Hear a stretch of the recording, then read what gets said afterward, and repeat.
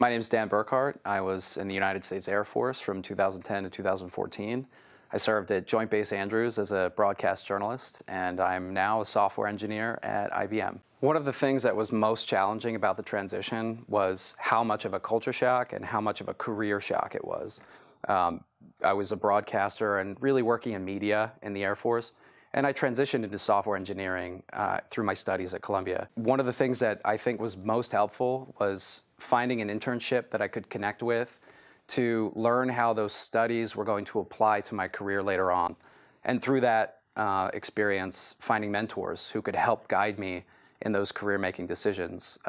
A lot of times it wasn't clear to me how the things we were doing in class were going to connect later on, and to have some people in your life that help fill that gap was vitally important to me.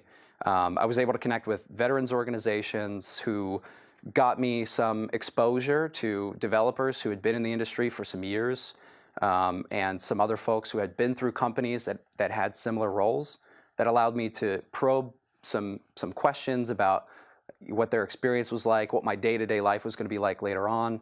And I think having mentors and people around you who can support you and guide you is of the utmost importance.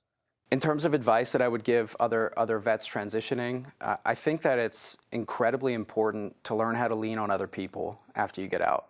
Nobody can do this alone. I mean, the military provides a team that's really built in for you, and you know, a lot of us experienced great leadership. Some of us didn't experience great leadership, but there's always at least a couple of folks you can rely on that are always around. It's a little more lonely in the civilian world. It can be harder to get established in a community. Always find people and find people you're comfortable with leaning on for things. I happen to find that. I was very lucky that I found that very quickly here in New York. I know that's not everybody's experience. I definitely would encourage every vet who's in transition to try to build something of a community that feels a lot like the brotherhood and sisterhood you had in the military. My name's Rachel Bartlett. I am currently a staff sergeant in the United States Marine Corps Reserves. I have served from being a combat engineer to the female engagement team to now I'm part of the security cooperations group in Washington, D.C. I think, if anything, if I could just talk to because I say I'm a veteran mentor here at the school. I'm just going to jam this out with you for a second. It's not tailored. But I think even being a veteran here, I think more often than not, I have told people, give yourself the time to adjust, whether you are getting out and just going home or you're getting out and going straight into school. I know when you're coming into a new environment, you want to prepare yourself the best that you can without understanding what that environment is. We do this when we go into theater, when we go short-term, long-term projects or training. You just have to try and get an idea for what you're going into, but until you actually arrive, you'll never really know. I talk to a lot of new student veterans who are just panicking from the workload, panicking from just having to live in New York, panicking from not understanding how to deal with other students.